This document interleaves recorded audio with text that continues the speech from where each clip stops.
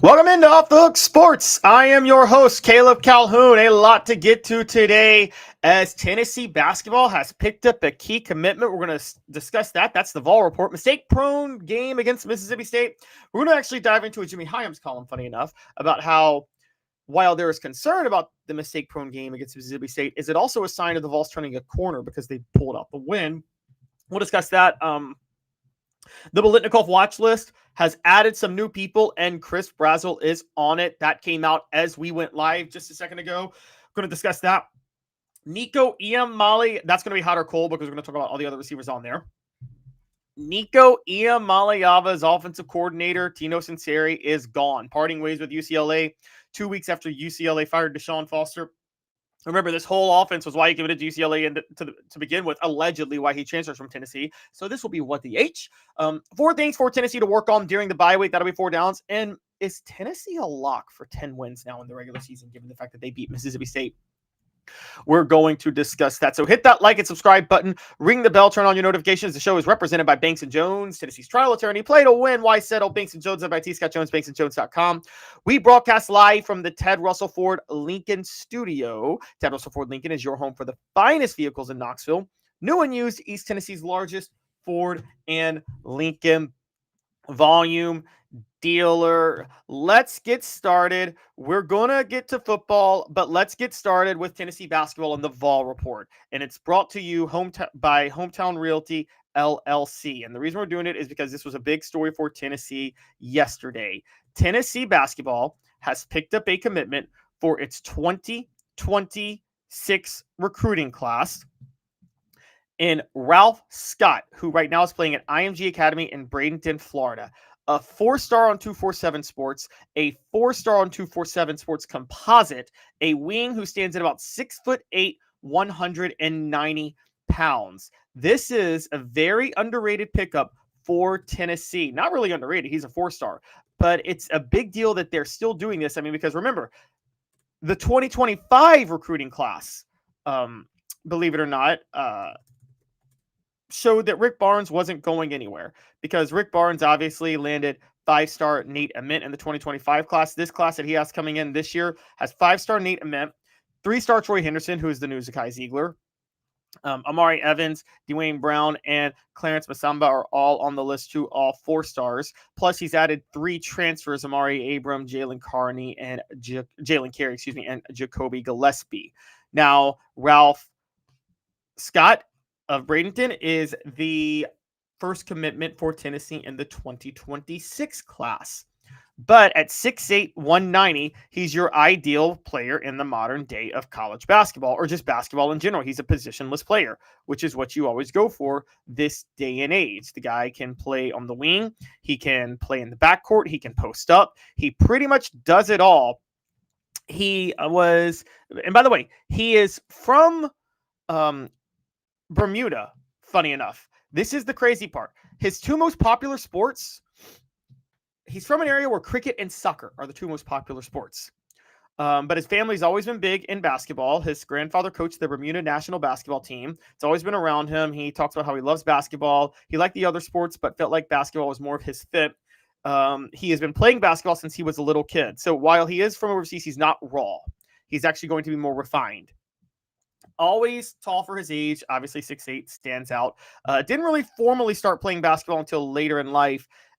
Bermuda just doesn't have the infrastructure or environment to allow you to play formal basketball at a high level to compete with where you need to compete. So there is still an adjustment. So while he's not raw, he will take some time to get better, but that also means that his ceiling as a 4-star at 6'8", 190 is actually much higher. And playing for Rick Barnes, he's the guy you want to play for if you're trying to develop. We all know this. Rick Barnes is the best developer of talent in college basketball, and at 71, he ain't going anywhere anytime soon. I'll tell you that. I think he's staying around for a little while longer. But he is recently become one of the best prep players in the country. Spent 1 season at Lakeland Christian School in Florida before transferring to IMG Academy for his junior and now senior season. Made massive improvements. And now he's going to Tennessee. This is my take on Ralph Scott going to Tennessee. This is Rick Barnes' development of talent all over again. Ralph Scott has 5-star talent and 5-star potential and NBA draft lottery potential. but he needs to spend maybe 2 to 3 years of playing college ball under a coach who will develop him for the NBA for that. Nobody will do that better than Rick Barnes. That's also a heck of a sign for Tennessee because this is the type of player that is perfect for Rick Barnes' system. Now, David Speaks says, Ralph Scott reminds me of Phillips. David Speaks, if you're saying Julian Phillips, I actually kind of agree with you. The difference is Ralph Scott's going to stay a couple of years, whereas Julian Phillips left before he should have. Rick Barnes does not do well with one-and-done 5-stars. They don't want to develop. They are annoyed that they have to be in college. I've told you that's my concern with Nate Ament this year at Tennessee, is he doesn't do well with one-and-done 5-stars. They are all wondering what the heck are they doing playing college basketball, and in many cases, in my opinion, they're right. So they're not going to try to develop. They don't want to be coached. They don't want to be molded into a system of any kind because they're just trying to get to the NBA. And they're not going to get their talents maximized by a Rick Barnes the way a Mike Krzyzewski will, who's not going to bother developing a 5-star one and done, or wasn't going to when he was at Duke. He'll develop his 4-year guys, but then he'll let his 5-stars do what they want, and he'll kind of mesh them together. Rick Barnes has the same set of rules for everybody, which is fine, but it doesn't work for one and done 5-stars. It does work for a Ralph Scott, who has 5-star talent and just needs to develop.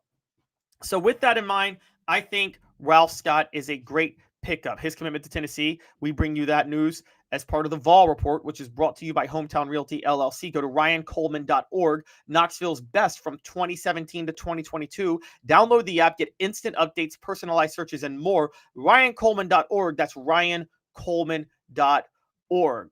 So the real key for Ralph Scott and the real big win for him on this is that he will like at least 2 years and maybe 3. And if he's staying 3 years, that's huge. That's huge. Rick Barnes will continue to reload the roster. He's done this. He's doing this fine. He does it every year. I think the key for Rick Barnes is to have the 2 to 3 year development guys with 5-star potential, NBA potential, and also that just can play very well as experienced guys at the college level, like Zakai Ziegler was. And also, I think that the big thing for Rick Barnes is to be able to do that, but also to be able to get those one-and-done players that aren't 5-star freshmen, but 4-year guys that are grad transfers looking for one last year of college basketball to prove themselves to try to have a shot at the NBA where they want to develop. That's what Chaz Lanier was last year. That's what Dalton Connect was the year before. Those guys will buy into what Rick Barnes is trying to do. So when you take that into account, Ralph Scott is a very, very good pickup for Tennessee. He will probably last a couple of years, and I think that's a really good sign for the Vols. We'll see how this goes. There's still a lot.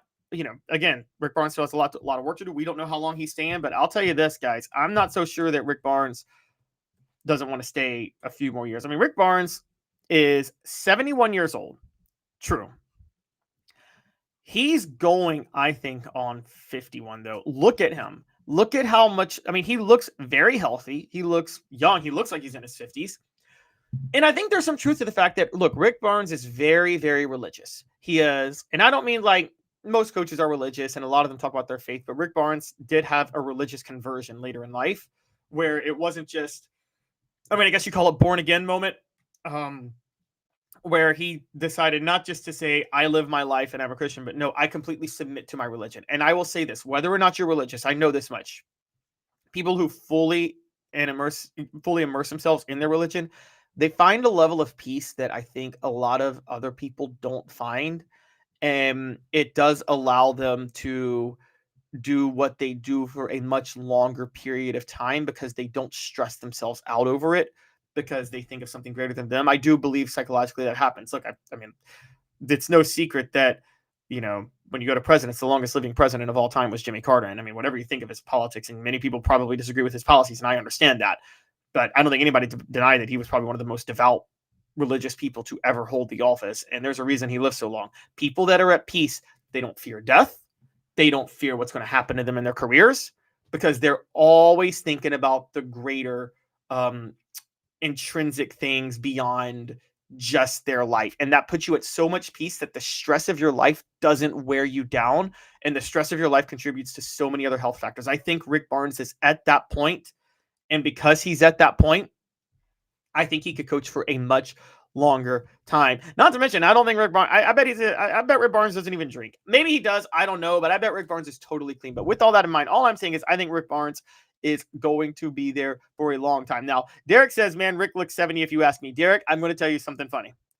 It's the high definition TVs. It's the picture now. The picture quality on TVs is so good It makes people, it like accentuates things on people that you don't even see when you see them in person. I know that's crazy to say, but it does. It accents things on people on camera that you wouldn't see on them in person. There are wrinkles that are accented on people on camera that are not, that you wouldn't see from them in person. That's how good the picture quality is. It's kind of the whole, like, you know, the old saying that like TV adds 10 pounds to your weight. Well, I think TV adds like 10 years to your age now, given how good the quality of picture is on TV. I really do believe that. That's kind of a funny thought. But I think Rick Barnes will be there for a while. And a Ralph Scott is the type of guy that he can develop over a 4-year period. And guys, if Ralph Scott's looking to develop and he didn't think Rick Barnes was going to stay around for a long time, he wouldn't be committing to Tennessee. That's a really big sign. So that was the Vol Report, brought to you by Hometown Realty LLC. Go to ryancoleman.org, Knoxville's best from 2017 to 2022. Download the app, get instant updates, personalized searches, and more. Hometown Realty LLC. It is time for today's tough question. And today's tough question is this, and I'm basing it off a column that our own Jimmy Hyams wrote yesterday. Now, Jimmy Hyams usually does a show Wednesdays. He wasn't able to do it today. Hope to have him back soon. But Jimmy Hyams wrote a great column yesterday about how Tennessee football may have made a lot of mistakes against Mississippi State in their win on Saturday. They spotted the Bulldogs 3 touchdowns off turnovers. Josh Heupel mismanaged the clock. Joey Aguilar did throw 2 interceptions. And they allowed Mississippi State to rush for 225 yards.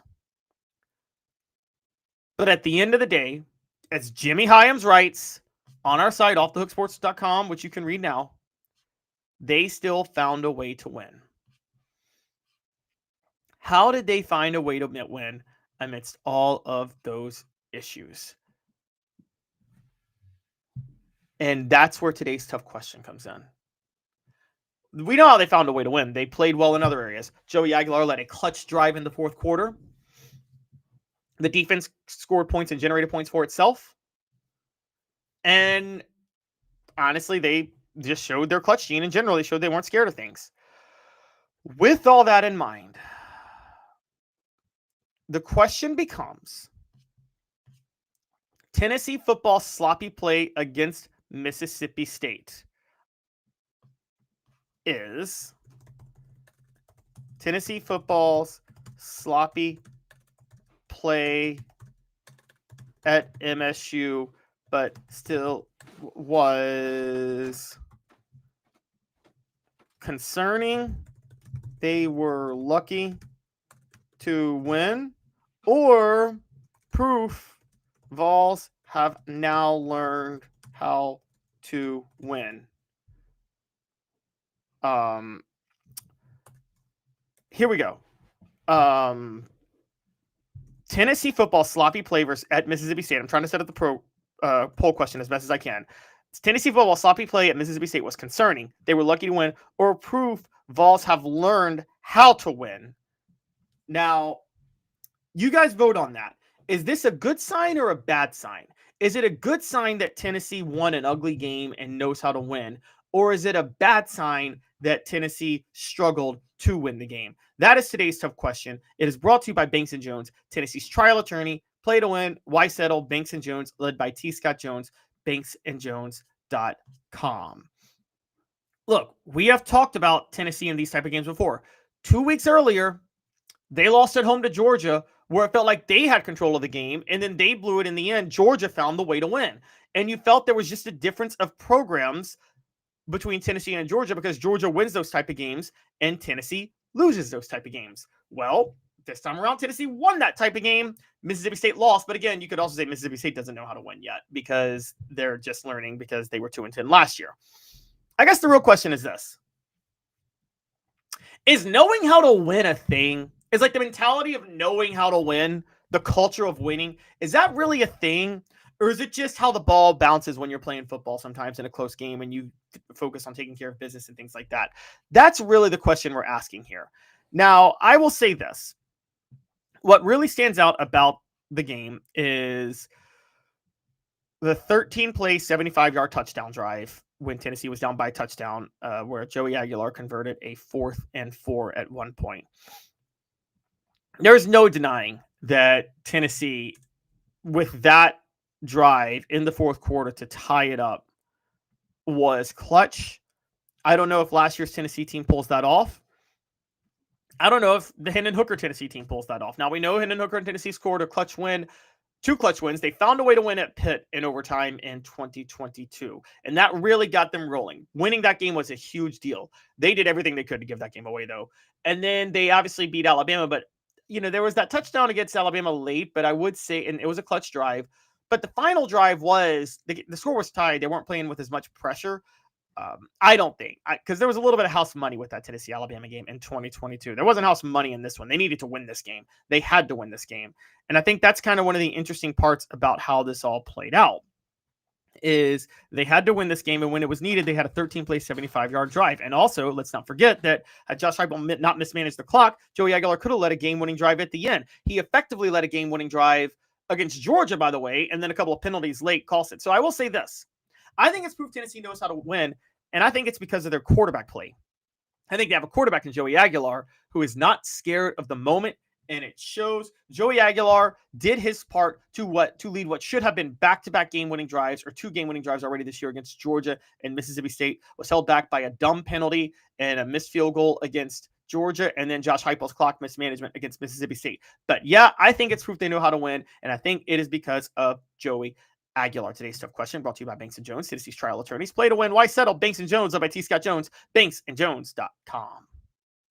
Why Banks & Jones? Well, it's because they're Tennessee's trial attorney. You can play to win with Banks & Jones because they'll go to trial. You've heard of other lawyers. They say they'll go to trial and fight for you. They won't. They just want to settle. That's the easiest way out. Well, that's not Banks & Jones, led by T. Scott Jones. They won't settle. They'll go to trial for you. Tennessee's trial attorney. They play to win. Truly, Tennessee's trial attorney when it comes to criminal defense or personal injury. Why settle? It's Banks & Jones. T. Scott Jones. banksandjones.com. The poll question up. Tennessee football sloppy play at MSU was concerning. They were lucky to win. Proof that Vols have learned how to win. 88% say proof Vols have learned how to win. 12% say concerning. They were lucky to win. I actually agree with you guys. I think it is proof the Vols have learned how to win. That was a game that many Tennessee football teams would have lost in the past, and they pulled this one out. They knew what they were doing. And sometimes these type of games, I think culturally, really do pull you together and help you learn how to win close games going down the stretch. Look, we always talk about the 98 team, but let's talk about the 98 team for a minute. They had to squeak by Syracuse in the opener because Syracuse was a good team. It was a very good team. They won the Big East, and they had to do it with a new quarterback in T. Martin starting his first game. They win off a field goal late, 34-33, field goal as time expired. And they come back around. They have a week off, and then they beat Florida in overtime. Now they start to go on a roll. They blow out Houston. They control Auburn. They blow out Georgia. They blow out Alabama. They blow out South Carolina. They blow out UAB. But then Arkansas comes, and it did feel like that Tennessee just knew how to win because of those 2 opening games. And they get the Clint Turner fumble and then punch it in for an end zone and punch it in for the touchdown to win. And then what happens in the SEC championship game? They fall behind to Mississippi State 14-10. The offense hadn't generated a legitimate touchdown drive all game. But after falling behind to Mississippi State 14-10, they generated a touchdown drive the very next drive, and they scored 2 touchdowns in 26 seconds because T. Martin hits Fearless Price for a touchdown. Corey Terry forces a fumble that Eric Westmoreland recovers, and then T. Martin hits Cedric Wilson for another touchdown. Tennessee takes control. They're going to play for the national title. So I think personally that these type of wins can kind of bring you together. I do think the Pitt game in 2022, more than any other game, brought Tennessee together because in 2021, for those who don't remember, Tennessee choked against Pitt through an interception late. They also choked against Ole Miss. They beat Kentucky, but they always beat Kentucky. And then they blew it in Purdue against Purdue in overtime because of a really horrible call. The next year, they're unranked. They're 25th going to visit Pitt. Pitt's 18th. They win 34-27 in overtime after doing everything they could to lose that game. That changes everything. They're able to hold off Florida because of that culture. They blow out LSU, and that culture was why they were able to beat Alabama 52-49 in the highlight of the year, and what I still maintain has been the highlight of Josh Heupel's tenure at Tennessee to this point. So taking all that into account, yes, the sloppy play at Mississippi State, there were some things they need to clean up, and we're going to talk about that a little later, but it is more than anything proof the Vols have learned how to win. So I would be optimistic about it if I were Tennessee. And I would say, look, sometimes you make those mistakes, and that happens particularly on the road. Now, it was a semi-road game for Tennessee because, as we've seen from the clips, a lot of Tennessee fans were in the stadium that day. Reportedly, a bunch of tickets that were roped off for the MSU faculty were not occupied. The seats weren't occupied by MSU faculty members. They gave them away to Tennessee fans. But that's how that worked. But either way, Tennessee fans filled the stadium, and they maybe neutralized a little bit of the road disadvantage the Vols would have had, which was good for their first road start. But they made the mistakes. They found a way to win. And it is a culture thing to find a way to win on that front. I used to not believe that, but I've seen so many times where Georgia has found ways to win under Kirby Smart, except for Alabama, which is another culture thing, by the way. But they found a way to win in every other instance, including against Tennessee earlier this year, that I do believe the culture aspect of it does lead to you finding ways to win when things are going against you. And I think Tennessee doing what they did helped establish a culture, and it is proof that they have helped establish that culture. So with that in mind, I firmly believe that that was a big deal, and that it's more of a positive than a negative that Tennessee was able to pull out that victory. Portions of the program are brought to you by Chattanooga Mortgage. Congratulations, your home search just got easier. Buying a home in Chattanooga has never been easier. Chat with 2tsmortgage.com. Chat with 2tsmortgage.com. When we come back, we're going to talk about the Biletnikoff watch list, which has added Chris Brazel. Stick with us. 2 minutes off the hook. Sports. Why Banks & Jones? Well, it's because they're Tennessee's trial attorney. You can play to win with Banks & Jones because they'll go to trial. You've heard of other lawyers. They say they'll go to trial and fight for you. They won't. They just want to settle. That's the easiest way out. Well, that's not Banks & Jones, led by T. Scott Jones. They won't settle. They'll go to trial for you. Tennessee's trial attorney. They play to win. Truly, Tennessee's trial attorney when it comes to criminal defense or personal injury. Why settle? It's Banks & Jones. T. Scott Jones. BanksandJones.com. Hello, ma'am. I'm here to look at that plumbing problem. Oh boy. Yep. You're gonna need a whole new sink. If this toilet is no good, you're gonna need a new one ASAP. You are not gonna believe this. You're all out of milk. Have you heard about our service plan? I need to call Scott's. Scott's Plumbing, your trusted neighborhood plumber since 1977. Community banking is about location and much more. It's about family. We reside in your community. We are a part of your community. At Commercial Bank, our commitment extends beyond the walls of our branches. It's displayed each day in the opportunities we provide, the money we give back, and the time we commit, all to help improve the lives of the people, families, and businesses that make our communities great. Commercial Bank, life made better. Having been in the jewelry industry for a long time in the Knoxville community, I saw a need for a jeweler, a real jeweler. Our ability to do these designs has really been based on the customers bringing new things in and challenging us as a store. Our goal is not to tell anybody what they want. Our goal is to listen to what they want and then help them get there. Schedule your consultation today to get your special someone the perfect custom gift just in time for the holidays. Welcome back to Off the Hook Sports. Hit the like and subscribe button. Ring that bell. Turn on your notifications. It is time for this day in Tennessee football history. And speaking of finding ways to win, it's a big one. On this day 9 years ago, Josh Dobbs hit Jawan Jennings for a Hail Mary to beat the Georgia Bulldogs on the road, 34-31. That was the height of the Butch Jones tenure at Tennessee. Tennessee had gotten to 5-0 at that point. They were number 9. A college football playoff berth seemed possible. The SEC title game seemed like a lock as they had just beaten Florida and Georgia. And how did they respond? They lost 3 straight to Texas A&M, Alabama, and South Carolina, and then finished 8-4 after blowing it at Vanderbilt. And the whole Butch Jones thing unraveled as quickly as it hit its height with that Hail Mary.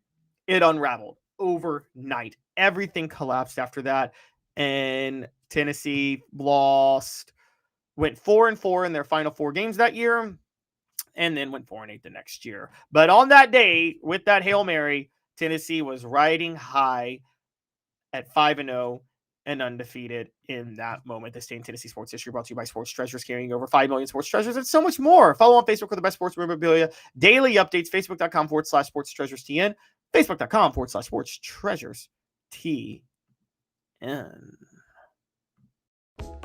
Sports Treasures in North Knoxville is one of the South's largest sports cards and memorabilia dealers, featuring over 10 million sports cards from vintage to modern. Sports Treasures carries a full line of hobby boxes, singles, autographed memorabilia, Tennessee Vol collectibles, fan cave decorations, and so much more. See a museum full of collectibles at Sports Treasures, 4819 North Broadway in Fountain City, and Sports Treasures on Facebook. Sports Treasures, where the real sports fan goes to shop.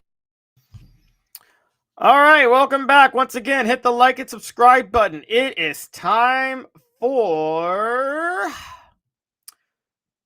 Hot or Cold, and it's brought to you by City Heating and Air Conditioning, 50 years in East Tennessee. Integrity matters. CityHeatandAir.com. Chris Brazzell has been added to the Biletnikoff Award watch list. The Biletnikoff Award updated its watch list this week and has added 11 receivers to the watch list. Chris Brazzell is on that group.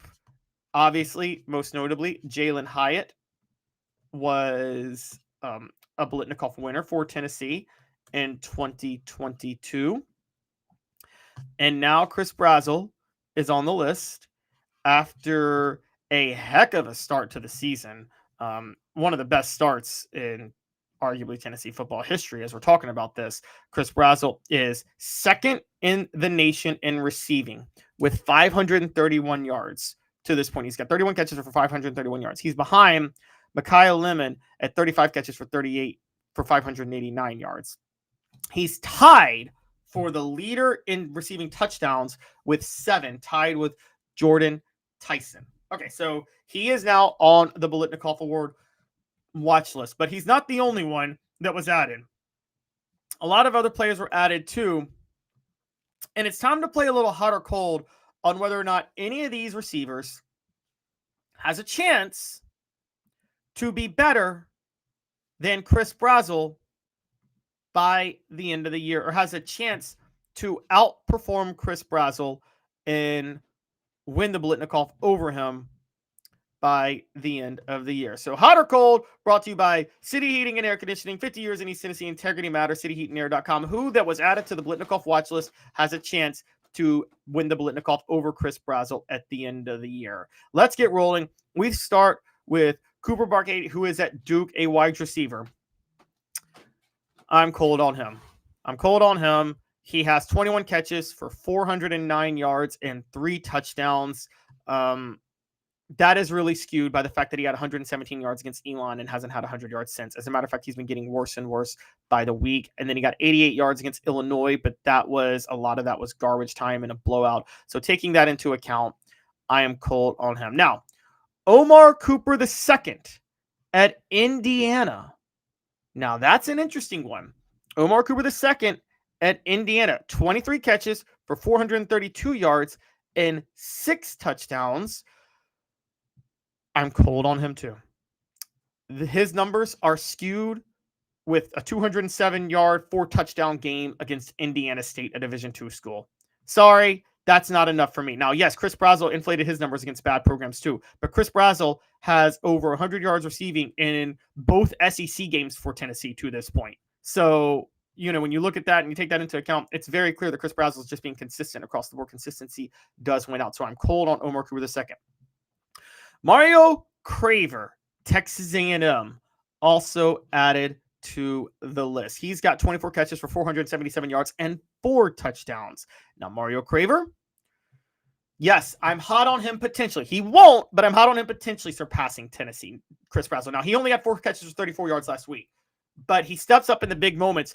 You could say his stats are skewed with a 207-yard receiving game against Notre Dame. I would come back at you and say that's a 200-yard receiving game against a Power 5, Power 4 program, top 25 caliber program. And before that, he had over 100 yards against UTSA and Utah State. So he's done it in 3 of 4 games this year. And by the way, he's played fewer games than Chris Brazzell. So when you take that into account, you got to say 4 divided by 477, 530 or 477 divided by 4, 531 divided by 5. I could be wrong, but I do believe that Mario Craver is actually averaging more yards per game at this point. So yes, I'm hot on him potentially surpassing Chris Brazel. Doesn't mean he will, but potentially. KJ Duff at Rutgers, 30 catches for 420 yards and 3 touchdowns.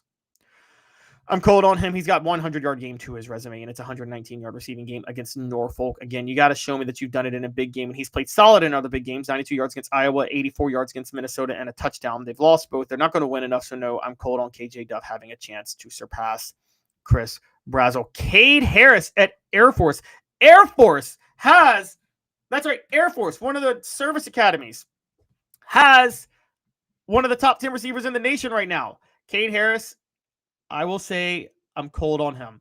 16 catches for 439 yards and only 2 touchdowns. The 2 touchdowns is going to hurt. Now, he is stepping up his game. He's playing better against bigger competition because against Boise, he's got 177 yards receiving. Against Hawaii, 116 yards. He's getting better, but I would also say if it's close, him being at that lower level is going to be held against him. So I'm still high on Chris Brazel. Who else is on this list added along with Chris Brazel? Emmanuel Henderson. Emmanuel Henderson has 23 catches for 435 yards, 4 touchdowns. He's played 5 games. I'm cold on it. He skewed his stats with 130 yards versus Wagner, 214 last weekend versus Cincinnati, and a loss where he had 2 touchdowns in both of those games. He hasn't even crossed the 40-yard receiving mark in the other 3 games against Fresno, Missouri, or West Virginia. So when you take that into account, Emmanuel Henderson, sorry, he's not going to surpass Chris Brazel. Chase Hendricks at Ohio, 29 catches, 481 yards, 4 touchdowns. He has had 3 100-yard games. Rutgers, West Virginia, and Gardner-Webb, believe it or not. So he is on the list, but against Bowling Green and MAC competition, where he's going to be counted, he had 1 25-yard catch over the weekend. However, no, he's not going to surpass Chris Brazel. I'm totally cold on him too. And so we're going to have to move on from him. Ian Strong, another receiver from Rutgers, by the way, teammate of KJ Duff. Okay, I'm going to say this. I'm actually hotter on him than I am KJ Duff. And here's why. KJ Duff has played all 5 games. Ian Strong has only played 4 games and has 413 yards and 2 receiving touchdowns, and he's getting better against better competition. He had 151 yards against Iowa. He had over 100 yards in 3 games this year so far, and he had to miss a game. So when you take that into account, now that he's getting fully healthy again, I think Ian Strong could end up being good. If they stick with Ian Strong and KJ Duff takes a slide back, well, then he could give Chris Brazel a run for his money. As of right now, Chris Brazel would obviously be a favorite over him, but I would watch out for Ian Strong for that matter. Danny Scudero at San Jose State. That's right. Danny Scudero at San Jose State. I got to be honest with you guys. I don't know why he's on this list. Danny Scudero for the year so far has 33 catches for 514 yards, which is 3rd behind Chris Brazel, and 3 touchdowns. To his credit, he has played in 4 games, but he's inflated his stats against Central Michigan and Idaho. Now, I will say, I don't know why he's on here because he's playing at a lower level like San Jose State, but you can see the Biletnikoff Award loving those guys at smaller schools, and there's a chance he'll be inflating his stats all year. And he's got over 100 yards in 3 or 4 games, so believe it or not while it won't be deserved, I'm hot on him potentially winning it over Chris Brazel only because of how the voters do things. This is the same, we're talking about committees that gave Luke Staley the Doak Walker over Travis Stevens solely because he had more yards when Travis Stevens did it in the SEC, which was one of the most despicable awards losses in Tennessee football history. And finally, Devin Voisin, South Alabama. 32 catches for 457 yards and 4 touchdowns, but I'm cold on him. He's played 5 games, fewer receiving yards than Chris Brazel, only 100-yard game against Tulane where he went for 150 yards and 2 touchdowns in a shootout. Did have 5 catches for 97 yards against North Texas, but they're 1-4 And I just don't see that continuing at that lower level if he's already behind Chris Brazel in 5 games. So those are all the players that were added to the list along with Chris Brazel. Hot or Cold brought to you by City Heating and Air Conditioning, 50 years in East Tennessee. Integrity matters. cityheatandair.com. Hi, Mike Davis here with City Heating and Air, reminding you to always dare to compare. Our team provides quality local heating and air service, installation, and maintenance across East Tennessee. We use only the best equipment like American Standard Heating and Air Conditioning for your residential, new construction, or commercial needs. Honesty, dependability, and customer satisfaction have been the cornerstones of our business since 1961. City Heat and Air. Dare to compare. So the biggest threats to Chris Brazel among the people added to the Biletnikoff Award watch list are Mario Craver at Texas A&M, Danny Sudero at San Jose State, and Ian Strong at Rutgers. Nobody else is really a threat. Obviously, other guys that were already on the list that are a threat. The leading receiver in the nation right now, Mekhi Lemon, who's got 35 catches for 589 yards and 5 touchdowns. He, like Chris Brazel, is stepping up in the biggest moments at USC. He is in an offense that Lincoln Riley runs. It's exactly like what Josh Heupel runs. So he's a big threat. But I think that's the really only major threat so far. Now, also, when we're looking at things real quick, a lot of people are asking about Jalen Hyatt's, where Chris Brazel stands compared to Jalen Hyatt in 2022. Now, Jalen Hyatt, through the first 5 games in 2022, had 28, 73. I'm doing the math for you guys right now in my head. That's 200, or that's 101, 166. That's 267. That is 317, 325, and 388.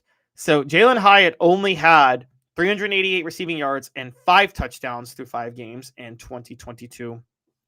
Chris Brazel already has 531 yards and 7 TDs, almost 150 more receiving yards and 2 more receiving touchdowns than Jalen Hyatt had through 5 games in 2022 when Hyatt won his Biletnikoff Award. However, Hyatt followed that up with Game 6, where he did score 5 touchdowns and have 207 yards receiving.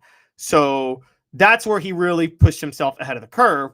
But that pushed him, if we're doing the math here, and we have to be honest on this, we're talking 267, 275, 338. Actually, what am I talking about? Almost 200 more yards Chris Brazel's had than Jalen Hyatt. Because if you're doing the math, 101, 267, 325. Let me do the math I'm doing the math in my head, guys. So you have to give me a break, all right? He had 28 against Ball State, 73 against Pitt. That's 101 yards through 2 games, right? Yes, that's 101 yards. Then 166 yards against Akron. That is 267 yards through 3 games. 58 against Florida, 267 yards. That puts him to 225 yards. And then, or 325 yards, excuse me. And then 63 against LSU. That was right the first time. 388 yards. 388 yards. And then Alabama came and he had 207 yards. And which would get him at 588 yards, 605 yards, 605 yards, and 10 touchdowns. Okay, 605 yards and 10 touchdowns. So if Chris Brazel against Arkansas has 74 receiving yards, he'll be at the same pace Jalen Hyatt was in terms of receiving yards through 6 games when Hyatt won the Biletnikoff. If he gets 3 touchdowns, he'll be at the same pace Jalen Hyatt was, and that'll be after Jalen Hyatt's best game of the year in 2022. So Chris Brazel is in great shape to potentially win the Biletnikoff if he keeps this up. Portions of the program are brought to you by Hemp House, the premier hemp dispensary online with a wide variety, great selection of strict standards. HempHouseChatWith2Ts.com. HempHouseChatWith2Ts.com. Use the promo code HOOKED for 10% off. When we come back, we're going to talk about 4 things Tennessee needs to work on during their bye week. Actually, 4 things Tennessee needs. I'm going to reverse it a little bit. We're going to talk about whether or not Tennessee's a lock to win 10 games now in the regular season. So stick with us. 2 minutes off the hook sports. It's a new year, a new day, And Ted Russell Lincoln has an exciting new offer to share. Right now, get a 2024 Lincoln Navigator with 0% APR for 72 months and up to $4,000 in bonus cash. Or drive away in a new 2024 Lincoln Corsair Grand Touring with 0% APR for 60 months and up to $4,500 in bonus cash. It's time to get excited about the ride. Come and see what a luxury car experience truly is at Ted Russell Lincoln Knoxville. Hello, ma'am. Here to look at that plumbing problem? Oh boy. Yep, you're gonna need a whole new sink. If this toilet is no good, you're gonna need a new one ASAP. You are not gonna believe this. You're all out of milk. Have you heard about our service plan? I need to call Scott's. Scott's Plumbing, your trusted neighborhood plumber since 1977. Having been in the jewelry industry for a long time in the Knoxville community, I saw a need for a jeweler, a real jeweler. Our ability to do these designs has really been based on the customers bringing new things in and challenging us as a store. Our goal is not to tell anybody what they want. Our goal is to listen to what they want and then help them get there. Schedule your consultation today to get your special someone the perfect custom gift just in time for the holidays. Sports Treasures in North Knoxville is one of the South's largest sports cards and memorabilia dealers, featuring over 10 million sports cards from vintage to modern. Sports Treasures carries a full line of hobby boxes, singles, autographed memorabilia, Tennessee Vol collectibles, fan cave decorations, and so much more. See a museum full of collectibles at Sports Treasures, 4819 North Broadway in Fountain City, and Sports Treasures on Facebook. Sports Treasures, where the real sports fan goes to shop. Welcome back to Off the Hook Sports. Hit that like and subscribe button, ring that bell, turn on your notifications, tell a friend. It is time for Bank on It. Is Tennessee a lock for 10 wins now that the Vols have beaten Mississippi State? And I mean 10 wins in the regular season. And I'm setting that up as the poll question. Is Tennessee football a lock for 10 regular season wins now that the Vols have beaten Mississippi State? You guys vote on that. We'll see what you think. This plays off what we talked about last week on whether or not I thought they'd be a lock for the college football playoff if they beat Mississippi State. I think they are. And this is Bank on It. And here's what's happening now. If you look at Tennessee's schedule, the rest of the way after beating Mississippi State, they will be favored in every game but Alabama. Let's go down the list. They're going to host an Arkansas team that just fired Sam Pittman and 3 defensive staff members coming off a bye. They should win that in a blowout. They're going to visit Alabama. They'll be underdogs. They're going to visit Kentucky. Kentucky's a bad football team, and Tennessee always beats Kentucky anyway.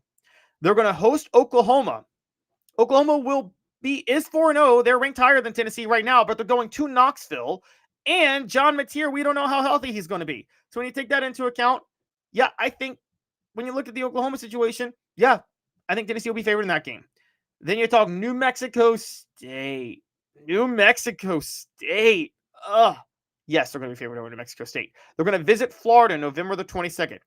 Florida's quitting on the season. They're going to be favored over Florida just because of the whole situation on how this is going. And finally, they're going to be hosting Vanderbilt. Now, Vanderbilt's undefeated right now. Vanderbilt's looking pretty good. People are happy about Vanderbilt. But Vanderbilt going to Knoxville, if both teams have a lot to play for, come on. Come on. Tennessee, if they go 10-2, they are a lock to make the college football playoff, I believe, this year. I also believe that there's no way they don't go 10-2. So, I give you my bank on it now. And it's brought to you by Commercial Bank member FDIC Life Made Better.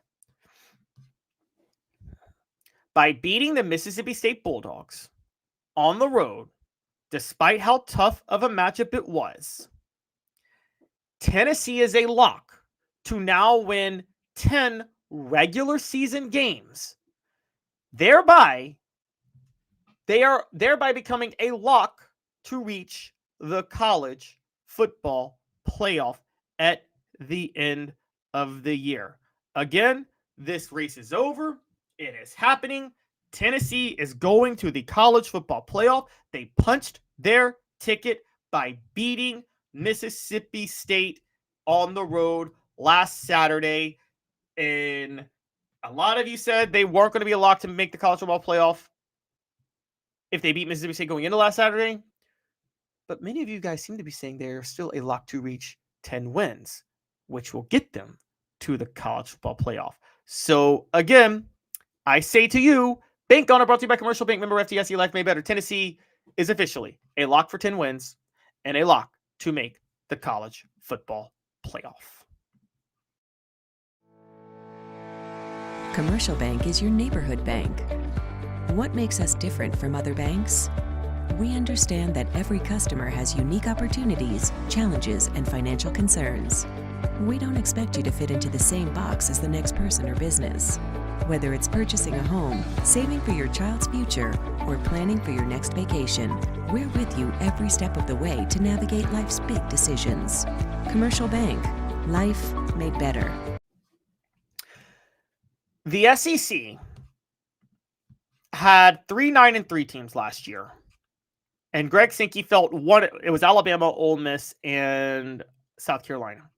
Greg Sankey felt at least one of them deserved a shot into the college football playoff. Now, teams that got in over them were Indiana and SMU as at-large teams. The college football playoff committee made it very clear they are valuing record over strength of schedule. Now, to be fair, and I want to point this out, I think the thing that hurt Alabama or Ole Miss or South Carolina, and Miami was ahead of Ole Miss and South Carolina, was the fact that Indiana and SMU each just had one loss.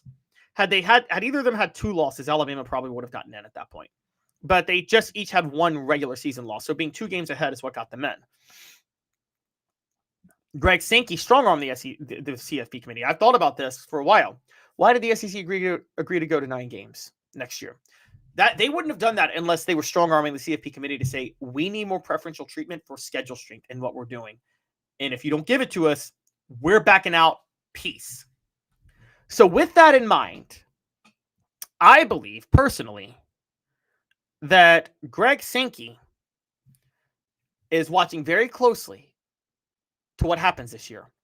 And a 9-3 SEC team had better make the college football playoff, or I'm sorry, a 9-3 SEC team, I better get consideration for the college football playoff. We don't know how things are going to end up. The records are never the same each year.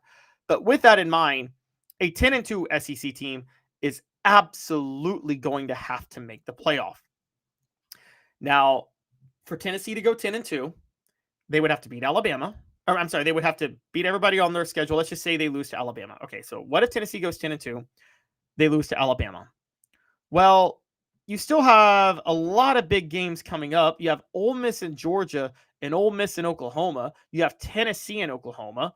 You have so many matchups between SEC schools that you're probably going to end up with a cluster of 10-2 schools again, and you won't know who's going to get to go play for the SEC title even, much less go to the college football playoff. That's one of the problems with this whole setup this year. At the same time, though, all right, Auburn already has 2 losses. Arkansas has 3. Florida's 3. Kentucky has 2. None of them are going. South Carolina has 2. They're not going. Tennessee has it. If Tennessee gets to 10-2 on the year while just losing to Alabama, they'll have to beat undefeated Vanderbilt. They'll have to beat undefeated Oklahoma. They're going to beat both of those teams. They get them both at home. And then they're going to beat Kentucky and Florida. Those are 4 of the SEC games. They're going to beat Arkansas. That's 5. And I'm missing a game on their schedule, but they'll lose to Alabama, obviously. That would be their path.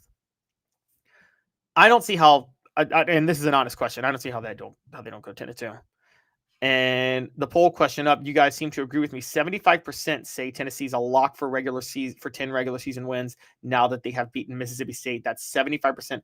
25% say no. Now, 11-1 is on the table. Okay, 11-1 is on the table, but I was warning you guys about Kalen DeBoer and Ty Simpson after the Florida State game. I did not quit on Alabama. I firmly believed in them and Ty Simpson. I knew what Alabama was capable of the whole time. I had seen Kalen DeBoer's offense in different settings for a while. Okay. And quite honestly, I think it was very clear that Kalen DeBoer and Alabama were going to be a threat. They just needed time to get things going. That Florida State game to open the year was a little bit rough for them. But they are rolling now. And I know they just own Georgia as it is, but I think they are in good shape. Excuse me. One of the things when it comes to Alabama that's going to make the Tennessee game so crucial is Alabama still has LSU and Oklahoma down the pike too, and both of those teams are at home. But it'll be tough to beat both of those. They get Tennessee at home too. I think they're going to beat Vanderbilt and Missouri. I think they are a cut above both of those schools. But Tennessee, LSU, and Oklahoma, those are all in the same tier as of right now. And Alabama is going to have to win one of those games. They're going to have to win two of those games to lock themselves into the college football playoff. Tennessee would be one of those that they would try to win, because if they lose one of those games, if they lose two of those games, they're finishing 9-3. Now, I talked to you guys already about how 9-3 might be enough for a college football playoff appearance for the SEC this year because of the strength of schedule. But we don't know. We don't know what the committee's going to do, and we don't know how the SEC is going to change that going forward.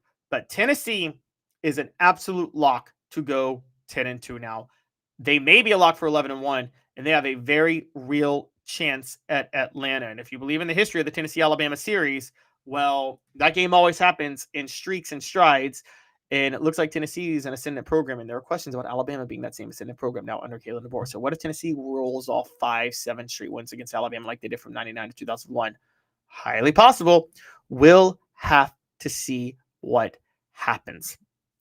Portions of the program are brought to you by HoundDogs of Knoxville, champions look good in orange, hdknoxville.com, hdknoxville.com. It is time for the stat of the day. And the stat of the day is this. Tennessee has scored 40-plus points in the first 5 games of the year. That is the first time in program history the Vols have done that they've scored 40-plus points in the first 5 games of the year. And to have an offense that rivals this, you have to go back to 1914, the first Tennessee football team to go undefeated and win a conference championship. The first Tennessee football team to go undefeated, period, was 1896. They went 4-0, not counting it. The first one to actually go undefeated was 1914 in conference play, where they went 9-0 overall, 6-0 in SIAA play, and won the Southern Intercollegiate Athletic Association Championship in 1914 with a 6-0 record.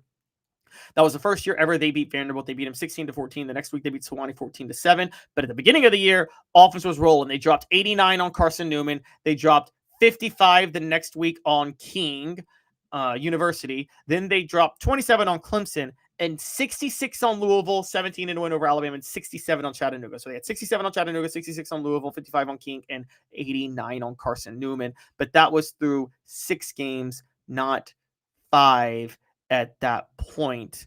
As a matter of fact, yeah, it was 6. It was 4 times in 6 games, not 5 times in 5 games. The next year, funny enough, they scored a very crazy 101-0 win over Carson Newman in 1950. That was during the Zora Cleveland years, who was the first guy to get Tennessee to national prominence. But this is the first time in history they scored 40 or more in their first 5 games.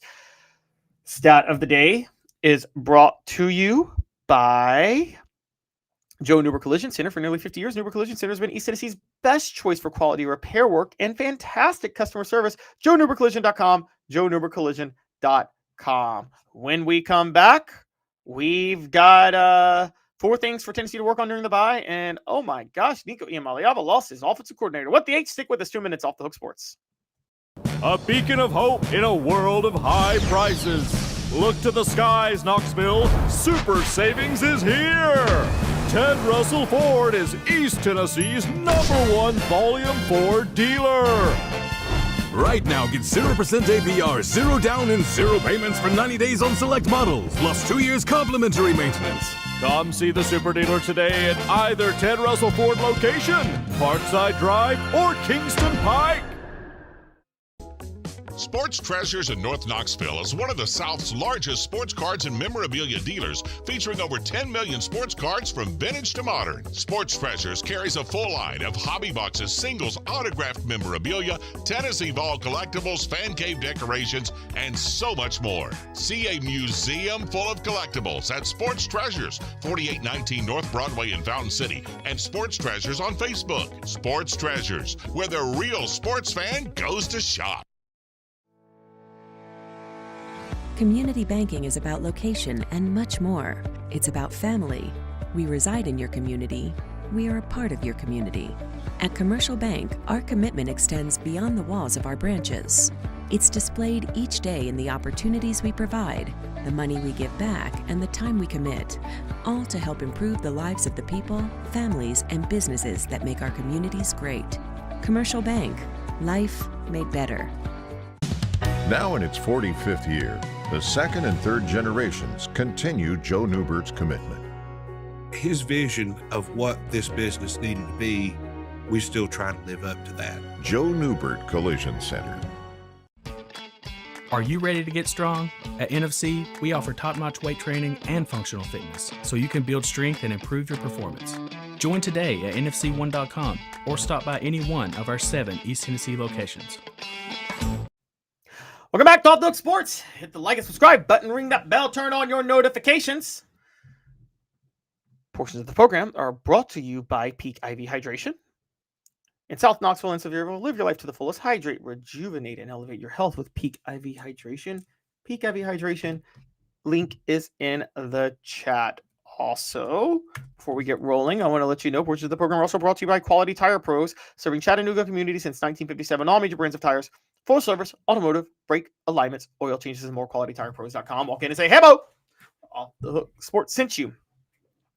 All right, it is time for 4 Downs, brought to you by Ted Russell Ford, Lincoln, your home for the finest vehicles in Knoxville, new and used, Tennessee's largest Ford and Lincoln volume dealer. And 4 Downs is going to take a look at the things Tennessee football needs to work on during their bye week. The Vols are 4-1. A missed field goal away from being 5-0 and feeling like a national title caliber team, but they are 4-1. They are doing well, and the gauntlet is going to begin for them after their bye week. So what do they need to work on during their bye week to make sure they get better? And without Dave Hooker on the soundboard here, I am going to continue to give you Cooper Mays' voice because that's how we do things here. So for those who don't know how that works, Dave Hooker soundboard tees off Cooper Mays for all 4 downs. And he basically says, he tees off Cooper Mays' voice for all 4 downs and asks you to hit like and subscribe. But since Dave's not here, we don't have the soundboard. I imitate Cooper Mays until he comes back. So Cooper Mays here, hit like and subscribe. Thank you, Coop. Cooper Mays has told you guys to hit like and subscribe. What are the 4 things Tennessee needs to work on during the bye week? Coop here. First down. First down from Coop on what Tennessee needs to work on during the bye week, and it's this. The first thing Tennessee needs to work on during the bye week is getting healthy. And this is the biggest one. This is the biggest one. I think it's obvious to anybody who's followed Tennessee. Tennessee probably beats Georgia if they're just semi-healthy. Tennessee is without Jermon McCoy. They're without Ricky Gibson III. They were without David Sanders. They were without, for most of the first of the first part of the season. That was all just on that. So they were without Jermon McCoy, Ricky Gibson III, David Sanders. Jermon McCoy hasn't played any games. David Sanders played 1, and it was last week against Mississippi State, and he actually looked okay outside of a couple of penalties. Ricky Gibson III only played the opener. Jackson Boy only played the opener and then against Mississippi State. David Hobbs, they've been without the whole season. Moy played against Mississippi State and looked back into rhythm. David Sanders, as I just told you guys, got some action against Mississippi State. They need McCoy, who is reportedly targeting the Arkansas game, and they need David Hobbs back. If they can get those guys back, that would be a huge deal after the bye. Look, Colton Hood's a good cornerback, but Tennessee was getting torched in the secondary against Georgia. Gunnar Stockton was making some good throws. 2 reasons that was happening. 1, they were so thin on the defensive line, they couldn't run as many guys, so they got tired in the fourth quarter. And 2, The safeties are just not good for Tennessee this year. Idris Rook and Andre Turrentine, so they need the help from the cornerbacks. And if Colton Hood's the only one, it's going to be a problem because they need Colton Hood and Jermon McCoy because both of those guys can play one-on-one coverage, and that allows the nickels and the stars, Jalen McMurray and Boo Carter, to come in and have the impact they're going to have, and Ty Redmond to come in and spell some depth. Obviously, when Ricky Gibson III gets healthy, he'll be able to help out too. He won't be back for Arkansas, but if just McCoy can get back, that's a huge help for the secondary. And then Moy coming back, who didn't play against Georgia, allowed them to run a slightly deeper rotation against Mississippi State. He should be full go after playing last week when they face off against Arkansas. And David Hobbs should be back, which would allow them to run an even deeper rotation, which would have had them in better position to get a better push against Georgia on that final drive and in overtime 3 weeks ago, whenever that was. And then David Sanders Jr. coming back gives more flexibility on the offensive line. Obviously, the problem is it happened because Jesse Perry got hurt. Now, Jesse Perry, as far as he was Tennessee's best offensive lineman to that point. So that's a really big deal that he got hurt. But at the same time, David Sanders getting out there is a big deal. So we're going to have to see how this is all going to play out. But the biggest thing for Tennessee is to get healthy. Cooper Mays here. Suck it out. Thank you, Coop. All right, the next thing for Tennessee. Fix the special teams miscues. There have been too many of them. Tennessee is looking like it is really missing Mike Eckler. Evan Crabtree was promoted to special teams coach in February of 2025 after Mike Eckler has taken the job at Nebraska. Moving a little bit closer to home, it looks like. Too many special teams miscues. We obviously know about the missed field goal against Georgia that was solely on Max Gilbert, but it should have been closer up because of a false start. And then we know about Max Gilbert's missed field goal last week against Mississippi State. That one was not Max Gilbert's fault. The snap was bobbled. It was bobbled. Max Gilbert had to delay running up to kick it, and that messed up the field goal. Tennessee has a new long snapper this year. I've told you guys before, long snappers are a huge part of kicking. They are half the battle. They are just like catchers with pitching, and no one pays attention to it. So the long snapper replacement has been a big deal, and it has caused problems. But it's not just the two missed field goals. It's the two muff punts.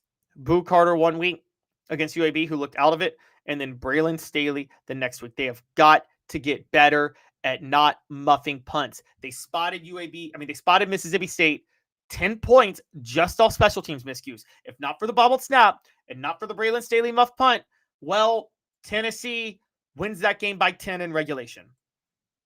But part of the special teams miscues has to do with hands and comes to another reason Tennessee struggled against Mississippi State. But sticking on this for a moment, just want to point out that, yes, it's a huge deal to not bobble snaps, to not have poor snaps on field goals, and to not muff punts. Those are two big no-nos. And that leads to our next one.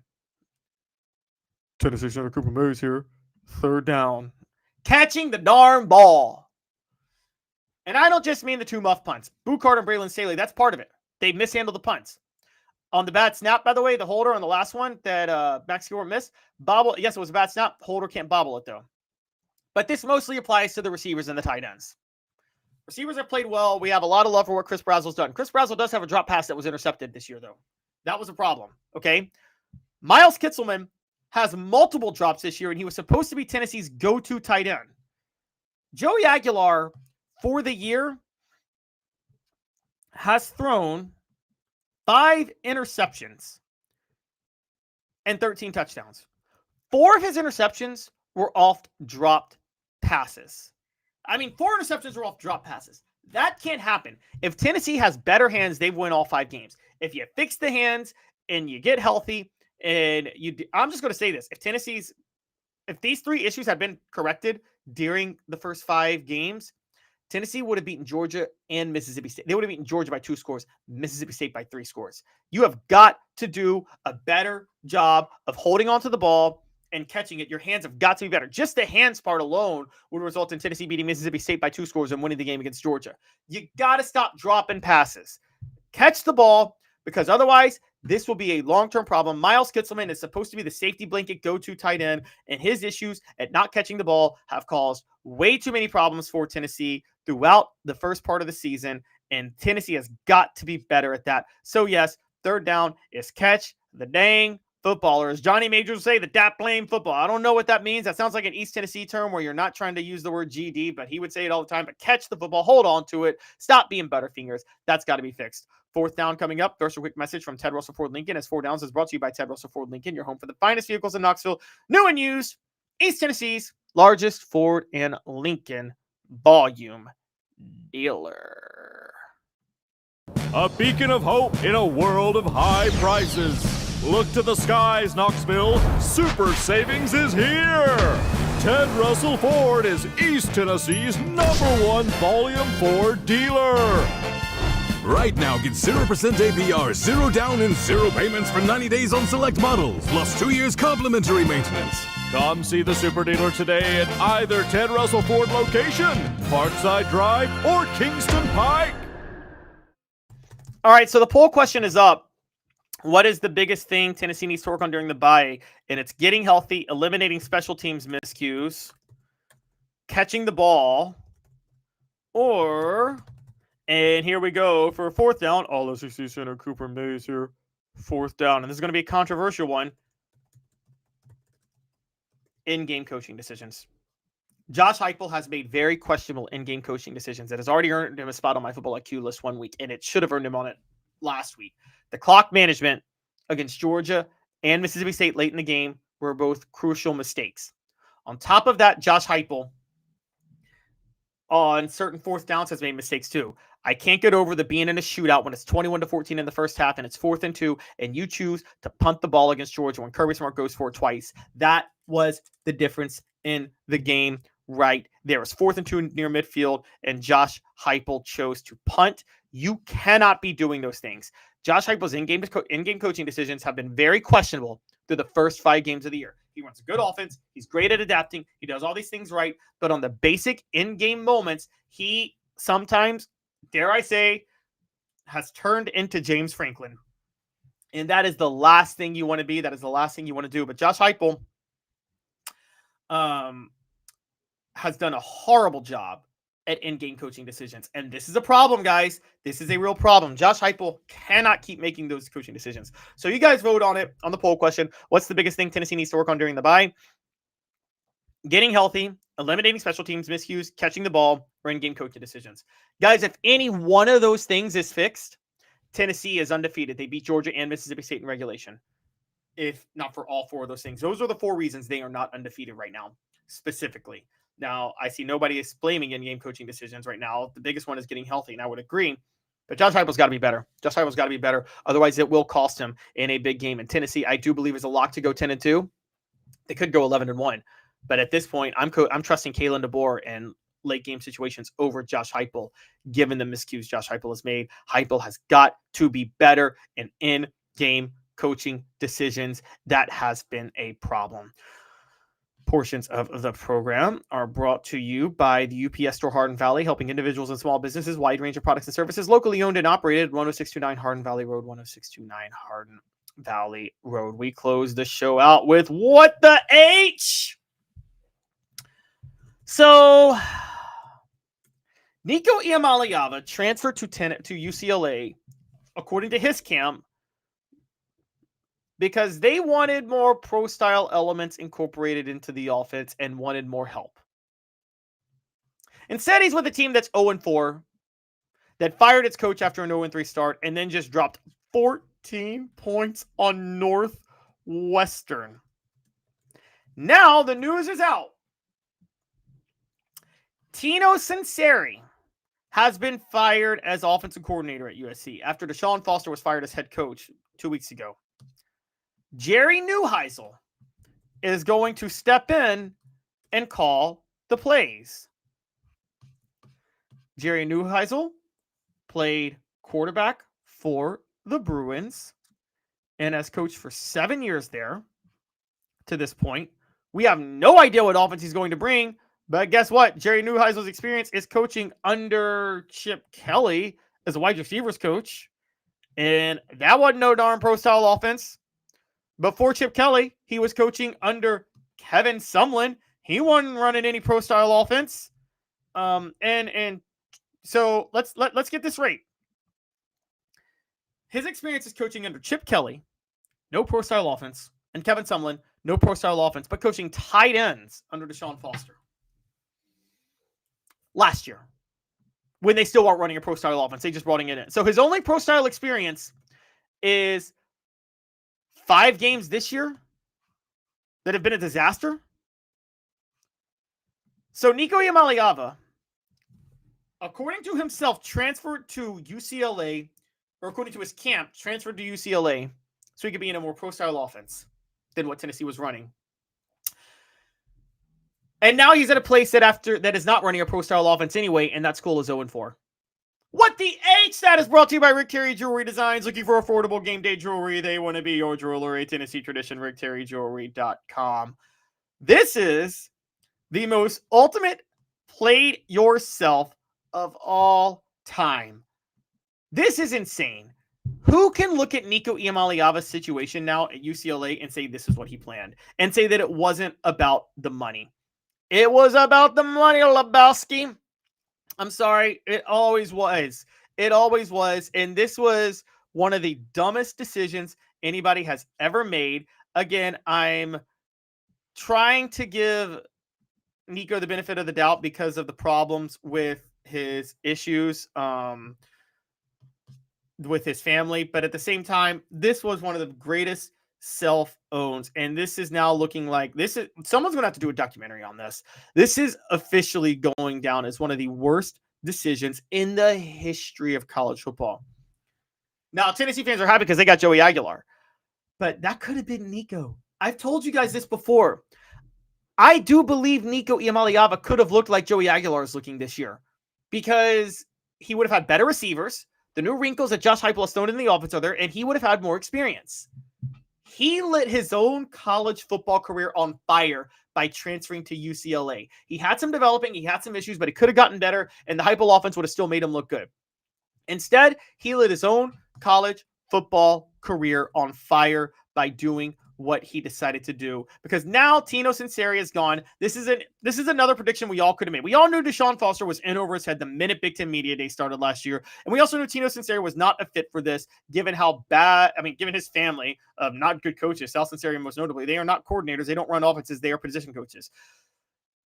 UCLA is averaging 14.2 points per game right now. That is 134th out of 136 teams on the year. 134th out of 136 teams. It's dead last among Power 5 schools. Only UMass and Northern Illinois are below them. But that's not even all. The only Power 5 school in their tier, that's the closest Power 5 school to them, is Oklahoma State at number 122, 10 spots ahead of UCLA, averaging 3 more points at 17.2 points per game. While Nico is second to last, Nico's team has the 3rd worst offense in college football, Tennessee has the 3rd best scoring offense in college football, averaging 51 points a game, only behind Texas Tech at 52 and Florida State at 53. But he transferred from Tennessee because of the offense. That is what the H, brought to you by Rick Terry Jewelry Designs. Looking for affordable game day jewelry? They want to be your jeweler. A Tennessee tradition. RickTerryJewelry.com. Having been in the jewelry industry for a long time in the Knoxville community, I saw a need for a jeweler, a real jeweler. Our ability to do these designs has really been based on the customers bringing new things in and challenging us as a store. Our goal is not to tell anybody what they want. Our goal is to listen to what they want and then help them get there. Schedule your consultation today to get your special someone the perfect custom gift just in time for the holidays. Given the fact that UCLA fired Deshaun Foster and then has fired Tino Sunseri, and the argument for why Nico Iamaleava transferred to UCLA has blown up in flames, well, there's all of a sudden Nico Iamaleava himself looks a little bit smarter. Now just hear me out. Not Nico Iamaleava's camp, Nico himself. Nico Iamaleava said he transferred to UCLA in fall camp because he wanted to be closer to family. That contradicted what his camp said when they said it was about the offense. We all know it was about the money. But hey, all of a sudden, Nico Iamaleava gets to save face a little bit because all of a sudden he looks smarter than his family for saying it was than his camp for saying it was about family, because that's the only reason that makes sense for why he would have transferred now, unless it was about the money, which, by the way, it was about the money. Homeboy wanted $4 million. Nico Iamaleava, if you're listening to me, and I'm telling you this right now, I get it's hard. I believe you're probably religious, so you should honor thy father and thy mother as somebody who is religious. I get that. I'm just going to say it. I'm sorry whether or not you're religious. Some of these commandments needed qualifiers to them. You should not honor your father and your mother if they are sabotaging your future and your life for their own personal gain. And Nico, that is what your father is doing to you. That is what Nick Iamaleava is doing to you. He's not a bright man, and he's trying to be LeVar Ball, and he's sabotaging your career. You should not be honoring him. Violate that commandment. I don't care what your religion says. You should be violating that commandment, because you are setting yourself up for failure by listening to that man. That man has screwed you over so badly that you need to cut bait with him permanently. Stop letting him control your life. You could have been balling at Tennessee right now, okay? You could have been balling, and you screwed yourself by transferring. Don't listen to your family. You would have been looking great at Tennessee. You would have been a Heisman contender this year. And instead, you're stuck at UCLA, and now you're without your offensive coordinator. And they said it was all about your offensive coordinator. You need to get out of your father's thumb, out of your father's grip. He's screwing you badly. And by the way, the people that were publicly defending him on things, TJ Hushmanzada was out here saying it was about the offense because he knows the Iamaleava family personally. Proven wrong. Joel Klatt saying Tennessee controlled the narrative. No, they didn't. What does Tennessee have to do with UCLA being 0-4, firing Deshaun Foster and Tino Sunseri and Nico averaging only 14.2 points a game on offense? Nothing. Don't blame Tennessee for this. Nobody blamed Tennessee for this. This isn't Tennessee controlling the narrative. Tennessee made a swap with UCLA, lost a quarterback that they invested everything in, that they went to bat for, and now he's averaging 14 points at UCLA, and Tennessee's averaging 51 points with a Heisman caliber candidate and Joey Aguilar quarterback. That is solely on Nico Iamaleava. That is not on Tennessee. It's not about a narrative that was controlled. It was all about what he did, and the narrative looks dumber by the day. The show represented by Banks & Jones, Tennessee's trial attorneys. Play to win. Why settle Banks & Jones? By T. Scott Jones, banksandjones.com. We broadcast you live every weekday 10 a.m. Eastern from the Ted Russell Ford Lincoln studio. Ted Russell Ford Lincoln is your home for the finest vehicles in Knoxville, new and used, East Tennessee's largest Ford and Lincoln volume dealer. I want to thank you guys all for tuning in today. You guys have a great rest of your afternoon. We'll see you tomorrow with Caleb Calhoun. This has been a presentation of